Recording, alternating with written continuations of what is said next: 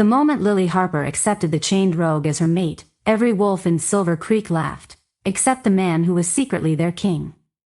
His name, they told her, was Ethan Cole. A packless stranger. A broken wolf. And nobody dragged into the moonlit courtyard with silver cuffs around his wrists and dust on the knees of his dark coat. But Lily saw the one thing no one else bothered to notice. He was not begging. He was watching. Before we continue, where are you watching from? Drop your city or country in the comments below. And if you believe in courage and destiny, hit like and subscribe. These stories remind us, love finds the broken. Now, back to Lily. She stood at the edge of the mating circle in a simple ivory dress that had been mended at the sleeve twice and pressed by her own trembling hands. The October air was cold enough to turn each breath silver. Around her, lanterns swung from oak branches, casting soft gold over proud faces, polished boots, velvet gowns, and smiles sharp enough to cut. Tonight was supposed to be a celebration. Brandon Hayes, the future alpha of Silver Creek, had chosen Vanessa Moore as his promised Luna. He had done it loudly, proudly, with one arm around Vanessa's waist and his eyes fixed on Lily, making sure she felt every second of it. 3 months ago, he had rejected Lily before the entire pack, calling her too weak, too quiet, too ordinary to stand beside him. Since then, her name had become a joke whispered in kitchens, training yards, and hallways. Rejected Omega. Unwanted girl. Moon mistake. Lily had learned to keep her head down, to carry trays without shaking, to answer insults with silence because silence, at least, could not be used against her. But when the guards brought Ethan into the circle, something inside her lifted its head. The priestess announced that the rogue had been found near the northern border, claiming no pack, wearing no crest, offering no proof of loyalty. By old law, any unmated woman could accept him as mate before banishment. The courtyard erupted in laughter before the question was even finished. Vanessa covered her mouth with lace-gloved fingers and said, maybe Lily should take him. A rejected Omega and a ruined rogue. That sounds fair. Brandon smiled like he had been handed a perfect ending. Go on, Lily.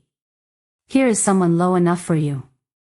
Heat rose in Lily's cheeks, but her eyes stayed on the stranger. Ethan's hair was dark, his face calm, his posture too straight for a prisoner.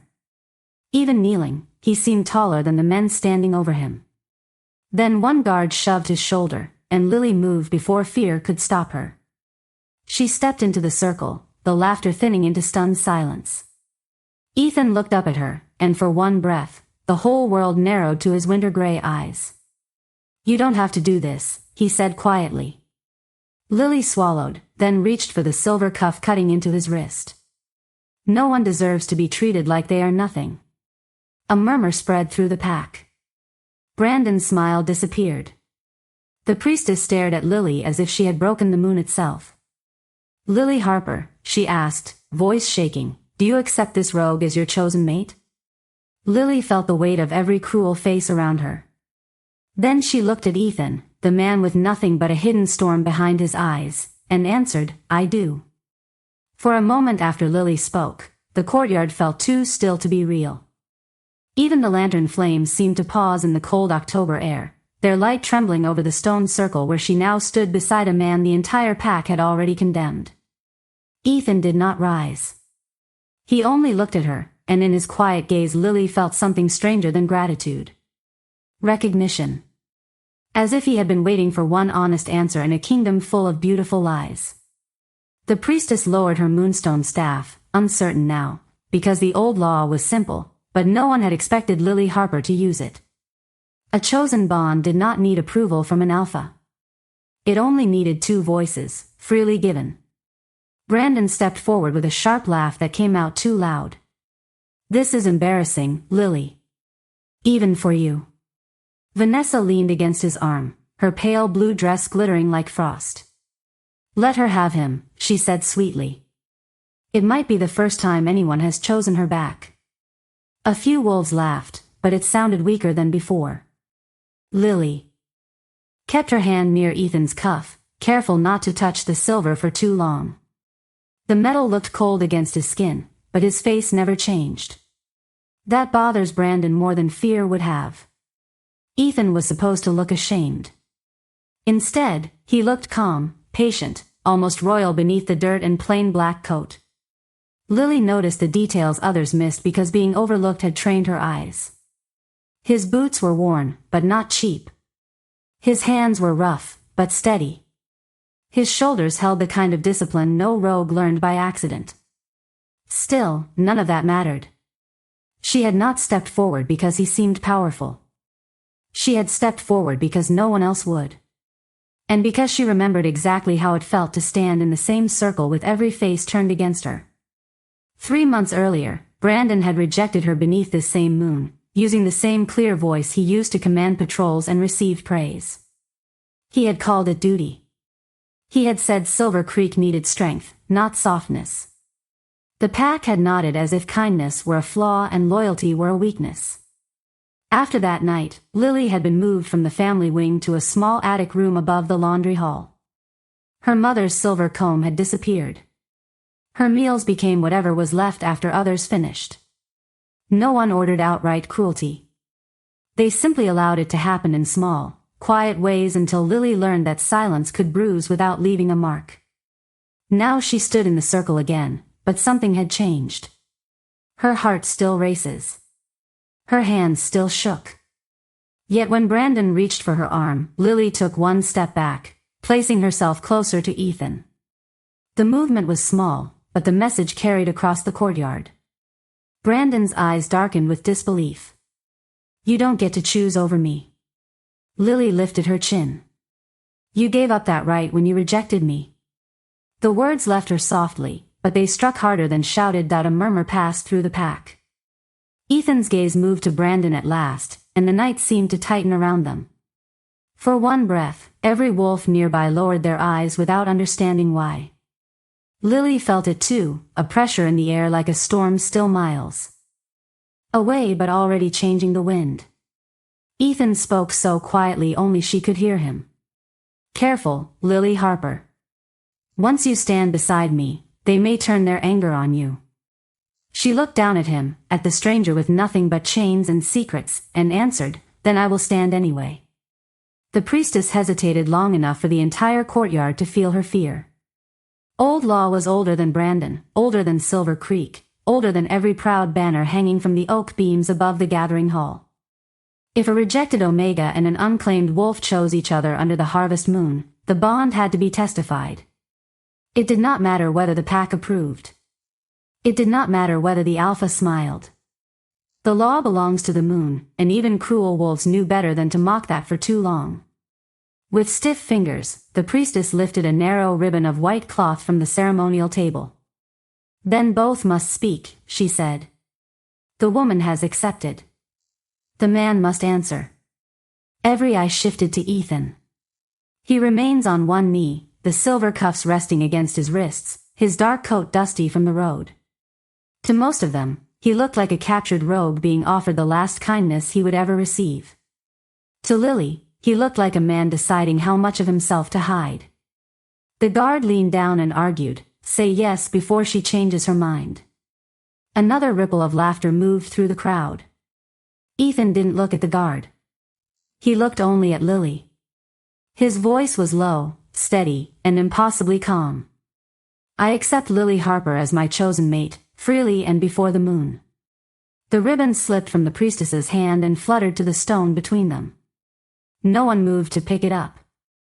Something had passed through the courtyard with his words, something too quiet to name and too powerful to ignore. A few wolves shifted on their feet. One of Brandon's patrolmen lowered his head, then seemed startled by his own reaction and quickly looked away. Lily felt the change brush against her skin like cold wind before a thunderstorm. Ethan too noticed. His eyes narrowed slightly, not with fear, but with warning, as if the part of him he kept buried had almost answered for him. What Lily didn't know was that the man kneeling beside her had crossed 3 states under a false name, traveling from the royal seat in northern Montana to Silver Creek without his crown, his crest, or his black armored escort. Alpha King Adrian Blackwood had not come to beg for mercy. He had come to measure the rot inside a pack that sent polished tribute letters to his throne while rumors of mistreated omegas, missing border records, and illegal silver restraints kept reaching his council. He had allowed himself to be found near the northern ridge. He had allowed the cuffs. He had allowed Brandon's men to parade him through the courtyard like a prize. Not because they had power over him, but because people showed their true faces when they believed the person before they had no power at all. And now, after hours of watching elders stay silent, guards smirk, and Brandon enjoy the shame of the weak, Adrian had found a soul who stepped forward without knowing what he was. Lily knelt carefully and picked up the ribbon. Her hands trembled, but she tied one end around her wrist and held the other toward him. Ethan lifted his bound hands just enough for her to loop the cloth over the cuff. Their fingers brushed. Lily's breath caught. A warmth sparked between them, gentle but unmistakable, like the first light under a closed door. Ethan went still. For the first time that night, his calm cracked.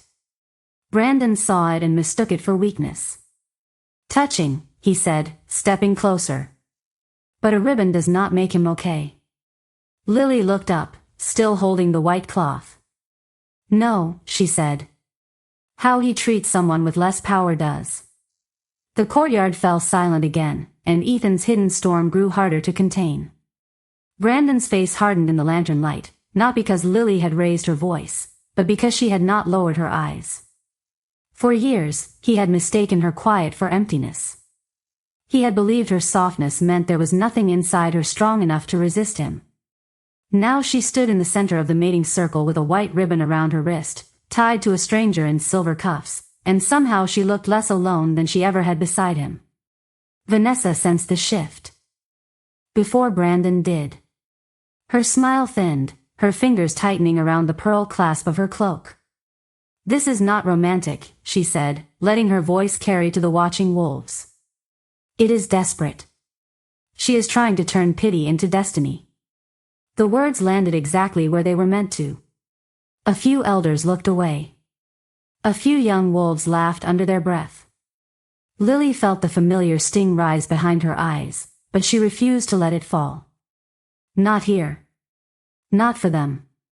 Ethan watched her with that same unreadable calm, though his bound hands had curled slightly around the ribbon, protecting the fragile strip of cloth as if it were something sacred. Brandon took another step forward. "If she wants the robe, let her take the robe properly," he said. "Let them both kneel before the pack and thank us for our mercy." The courtyard stirred. The priestess opened her mouth, then closed it again. The Alpha of Silver Creek, Brandon's father, sat beneath the carved wooden arch at the far end of the courtyard, his face hidden in the shadow. He said nothing. That silence hurt Lily more than the insult. It proves what she had always known. Cruelty did not need to shout when power was willing to stay quiet.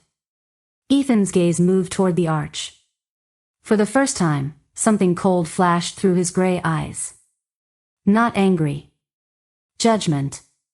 Lily felt the air tighten again, and instinctively she stepped closer to him, not away. "I will kneel," she said. The pack went still.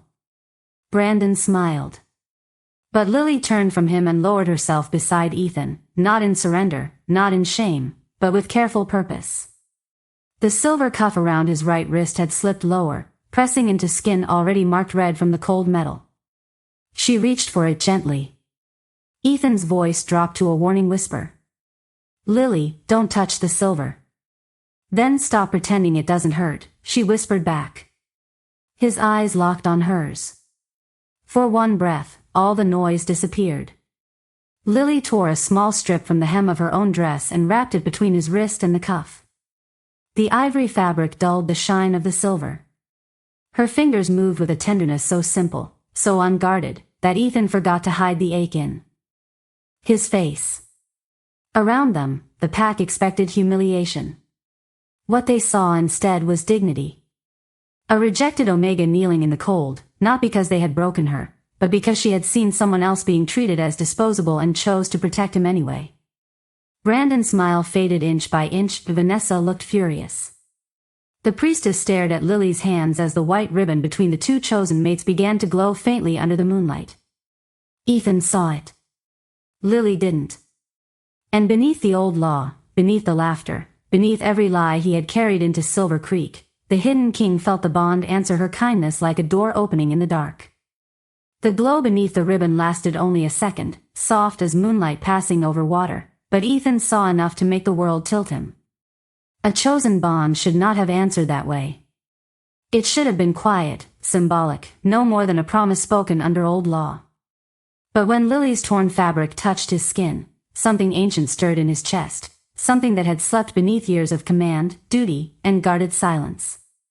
His wolf lifted its head inside him and whispered one word with terrifying certainty. Mine. Ethan closed his eyes before the power in them could betray him. Across the courtyard, the priestess took a step back, her moonstone staff trembling in her hand. She had seen the ribbon glow. So had one elder near the arch, an old woman with silver hair and sharp eyes who suddenly looked less amused and more afraid. Lily noticed none of it. She was still focused on the cuff, smoothing the cloth so the silver would no longer press against him. Such a small kindness. Such a dangerous one. Because Adrian Blackwood had council faced, rebellions, and winter roads stretching for hundreds of miles, but no one had undone him with gentleness before. He wanted to stand. He wanted to tear the false name from the night and let every wolf in Silver Creek feel the weight of the crown they had mocked. But his mission held him still. There were names he still needed. Records hidden in the pack house. Silver restraints that had crossed royal law. A quiet trail of missing omegas no one here wanted questioned. If he reveals himself now, the guilty will scatter before dawn. So he swallowed the truth and let Ethan Cole remain on his knees. Brandon, mistaking restraint for weakness, laughed again. Look at her. She thinks a scrap of cloth makes her noble. He turned to the crowd, feeding on their attention. Maybe we should send them both to the border cabin. Let the rejected girl and the stray prove how strong their little bond is when winter comes. A few voices murmured approval, but the sound was thinner now. The pack could feel something changing, even if pride wouldn't let them name it. Lily rose slowly. The hem of her dress was uneven where she had torn it, and her hands were red from the cold, but her voice did not shake. I have lived with less warmth than a border cabin, she said. Do not threaten me with a place where no one pretends to care. Silence struck the courtyard. Ethan looked up at her, and something inside him softened with a force that felt almost painful. Brandon's jaw tightened. Vanessa stepped forward, her perfume sharp in the cold air. You are forgetting yourself, Lily. Lily turned to her, calm in a way that surprised even herself. No. I think I am finally reminded. The white ribbon pulsed again, hidden between their wrists, and this time Lily felt it. Heat moved through her palm, not burning, not afraid, but familiar, like a voice she had waited her whole life to hear. Ethan saw her breath caught that he leaned close enough for only her to hear. Whatever happens next, stay behind me. Lily looked at the man everyone called powerless and shook her head. I accepted you beside me, not in front of me. For the first time that night, Ethan almost smiled. Then the old woman beneath the arch stood suddenly, her face pale in the lantern light, and whispered words that carried farther than she intended. That was not a chosen bond. Every wolf turned. The priestess gripped her staff with both hands. Brandon's expression flickered. Lily looked down at the ribbon glowing faintly between her wrist and Ethan's cuff, and the courtyard seemed to breathe in all at once. The moon had answered. The old woman's whisper did not fade. It spread through the courtyard.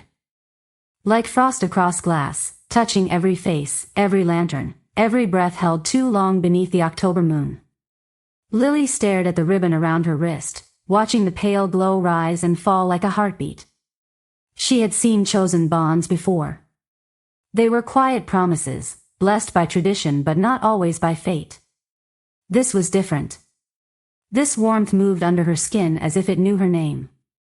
The priestess lifted her staff again, but her voice had lost its certainty. The ceremony must pause. Brandon seized on the words instantly. Yes. Pause it. End it. There is something wrong with her. There has always been something wrong with her. Lily flinched, not because she believed him, but because the pack had believed him for so long. Vanessa stepped closer, her beautiful face tight with fear disguised as disgust. A rejected Omega cannot summon a true bond. She must have done something to the ritual. The accusation struck the crowd exactly where fear lived. Murmurs rose. Suspicion replaced laughter.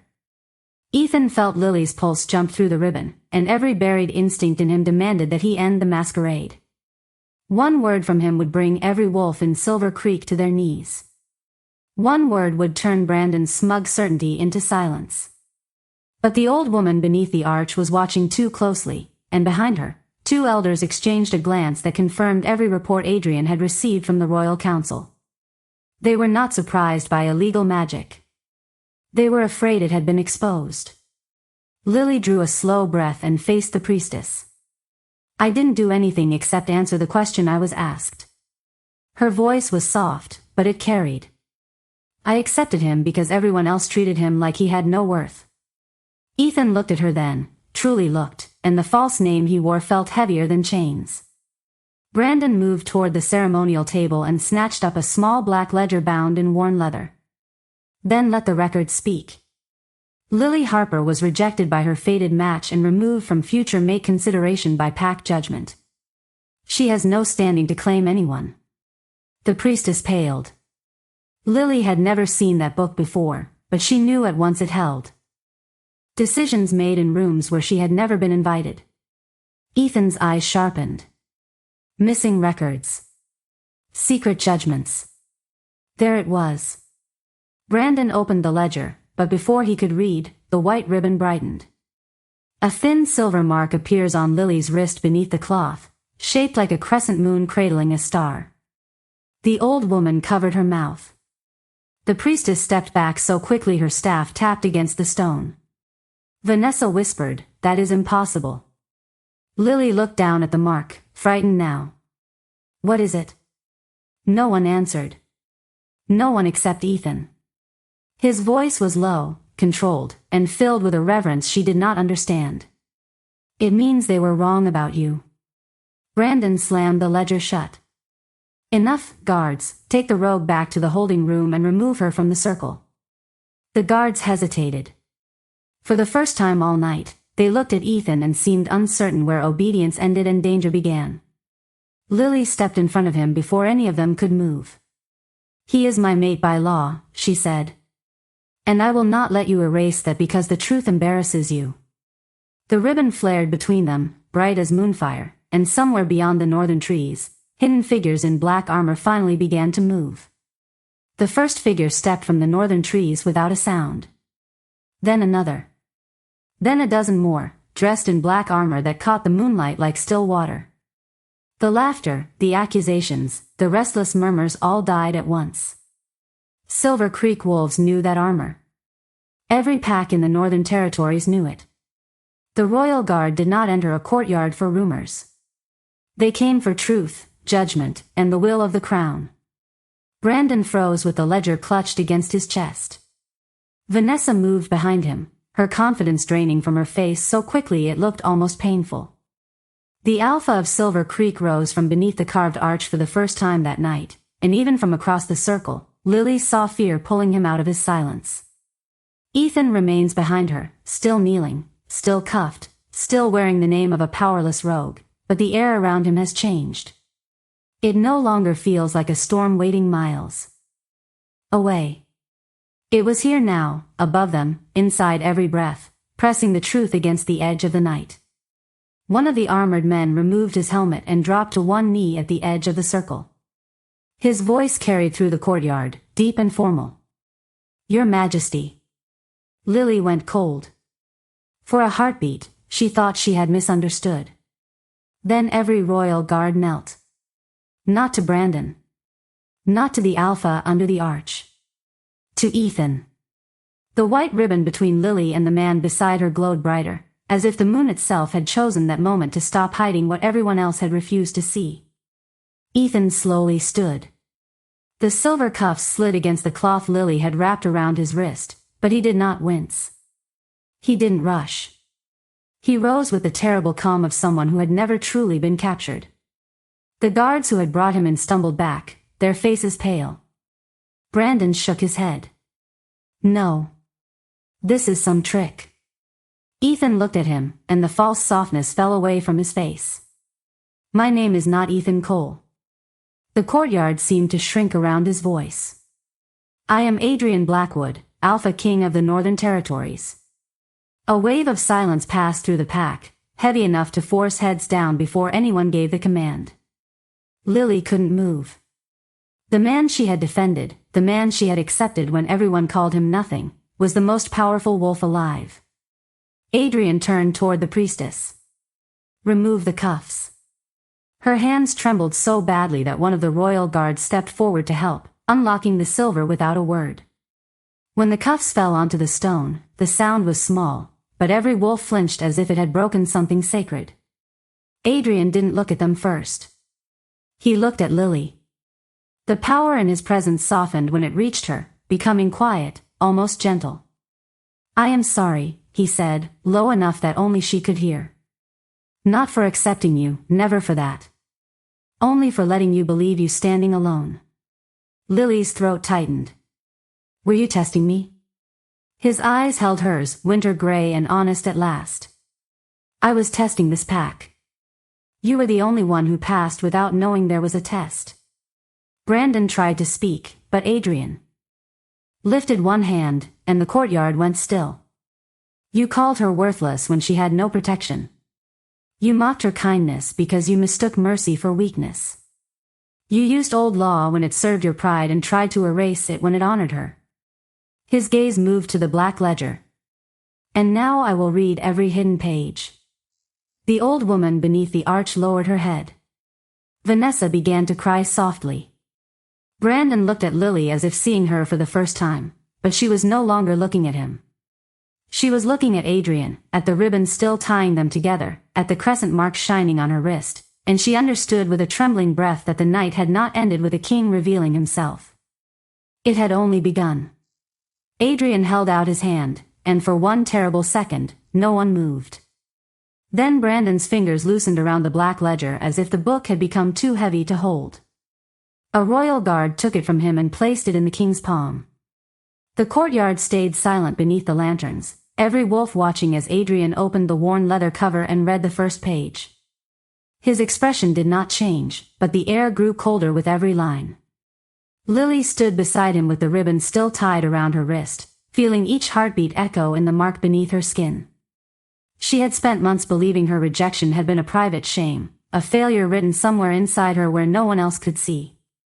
Now she sees the truth in the faces around her. It had not been fate alone. It had been a decision, recorded, sealed, and hidden. Adrian turned a page. Lily Harper was removed from future mate consideration without a hearing, he said, his voice calm enough to frighten the entire pack. Her inherited room was reassigned. Her mother's belongings were taken into pack custody. Her labor status was changed without consent. Lily's breath caught at the mention of her mother. The silver comb. The letters. The small cedar box that had disappeared after Brandon rejected her. All this time, she had thought grief had made her careless. Adrian looked toward the Alpha of Silver Creek beneath the arch. Did you approve this? The older man's mouth opened. But no answer came. Brandon stepped forward, desperate now. It was for order. She was unstable after the rejection. We were protecting the pack. Lily felt the old shame reach for her, familiar and cold. Before it could settle, Adrian stepped slightly in front of her, not to hide her, but to make sure every eye understood where his protection stood. No, he said. You were protecting your pride. The words landed like a closing gate. Vanessa lowered her gaze. The priestess pressed one hand to her chest. Adrian handed the ledger to his guard. Every record in that book will be reviewed by the royal court.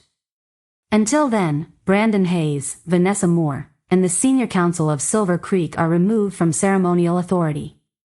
No Omega in this pack will be reassigned, silenced, or punished under hidden law again. A sound moved through the courtyard, not laughter this time, but something fragile and stunned. Relief. Fear. Hope trying to remember how to breathe. Lily looked at the Omegas gathered near the back steps, the quiet ones who had watched her humiliation with their eyes full of warnings they had never dared speak aloud. One by one, they lifted their heads. Adrian turned back to Lily, and the terrible weight of the king became something gentler.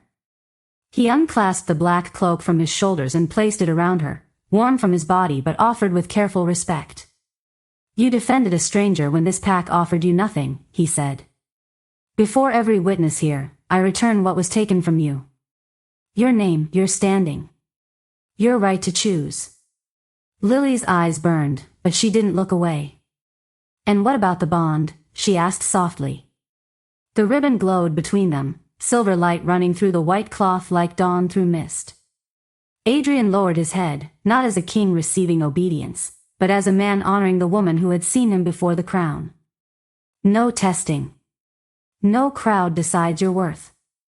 Lily looked at the pack that had once laughed, then at the king who waited for her answer.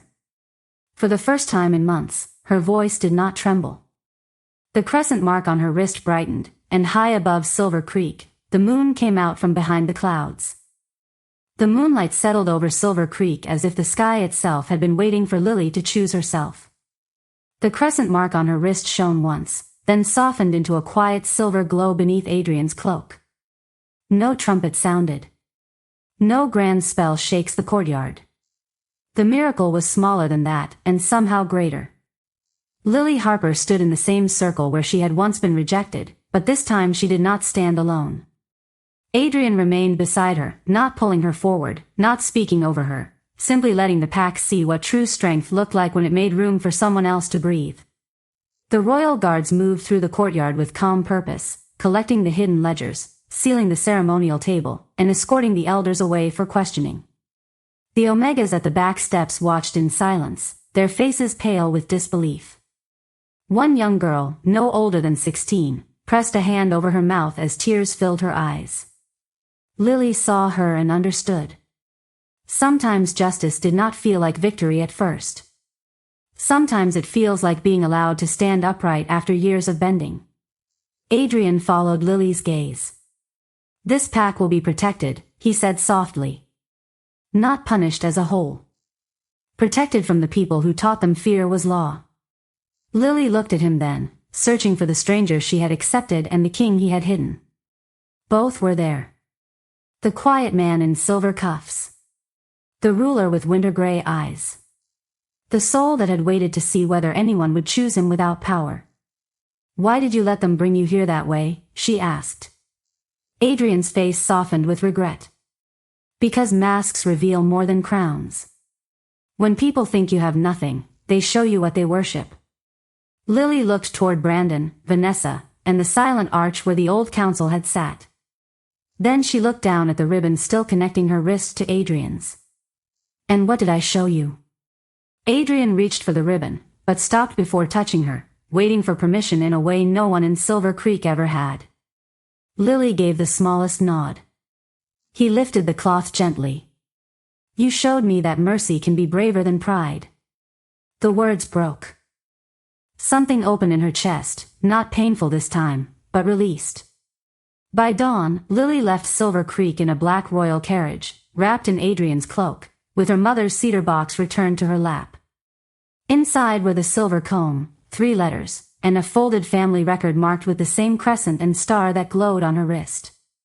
Adrian sat across from her, not as a captor, not as a savior demanding gratitude, but as a mate willing to earn the truth he had hidden.